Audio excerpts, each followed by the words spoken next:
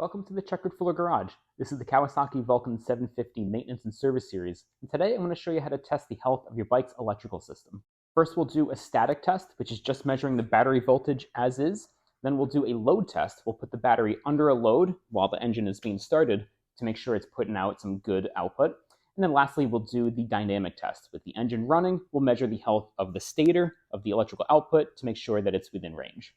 You'll need a digital multimeter for this test, just like this one here. And it should come with these two prongs here. You'll touch the positive side to the red side of the battery, and then the black side, you'll touch the black side of the battery there. Just to make filming this on my own a little bit easier, I'm going to be using this setup that I have where I got an extra battery tender cable, and I wired it into my multimeter. That way I can just plug it right into my battery tender cable on the bike, and it's hooked up to the battery, just like that.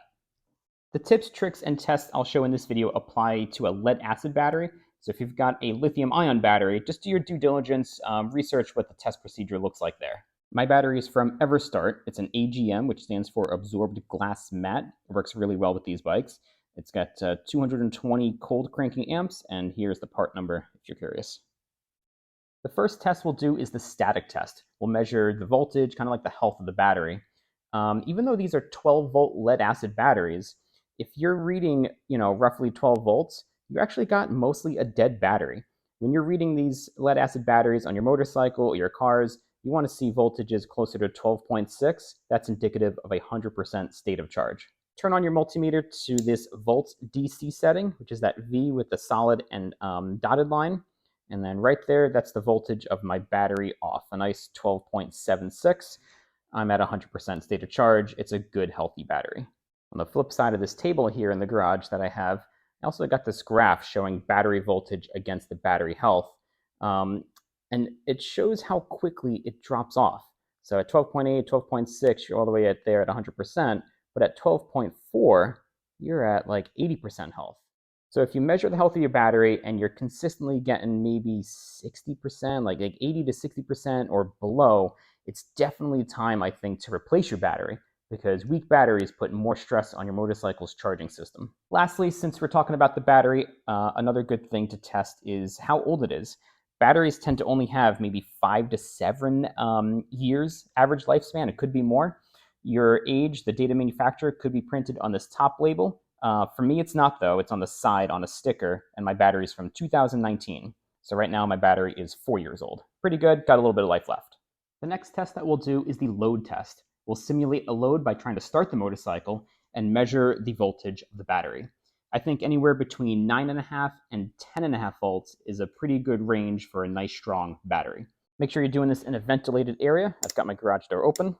Again, set it to the same setting, volts DC, key on, and I'm just going to start the bike as is, no choke, so I don't think it's going to stay on. I'm going to do it a couple times to measure the load test.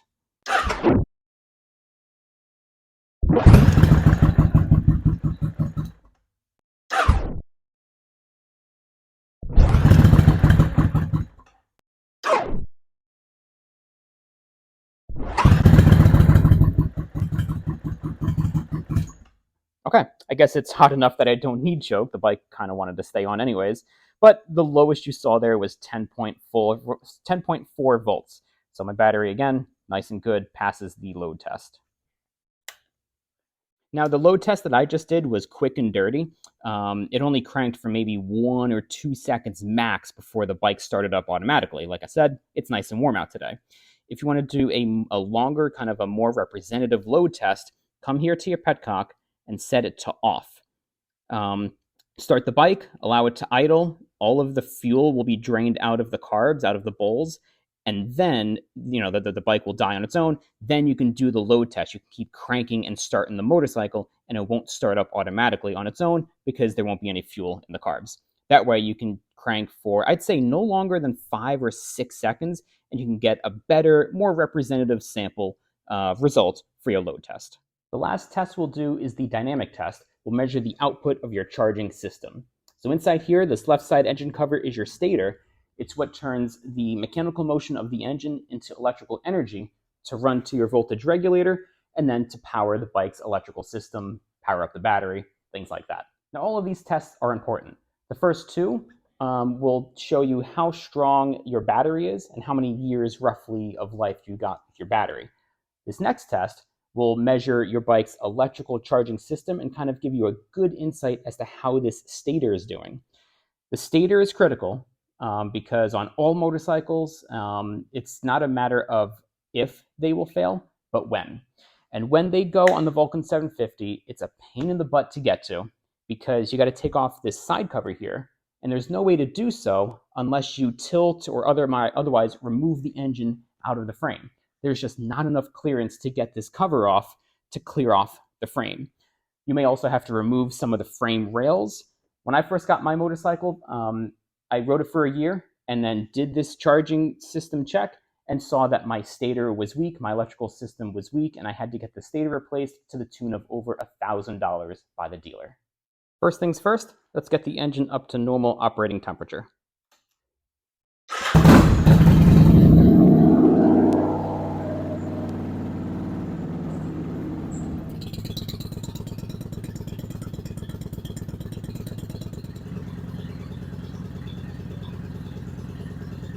Ideally, what you're looking for is between 14 and like 14.4 or maybe even 14.5 volts throughout the entire rev range.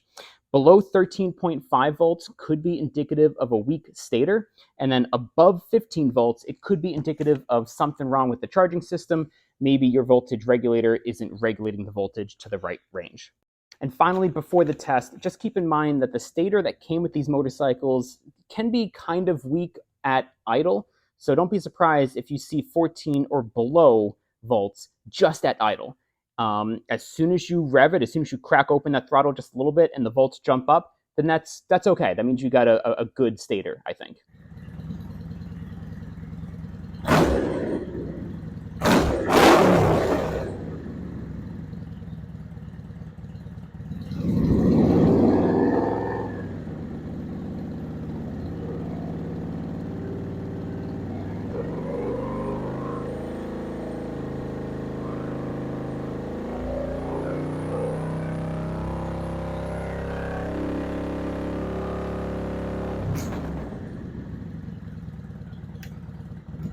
And that wraps up the third and final test.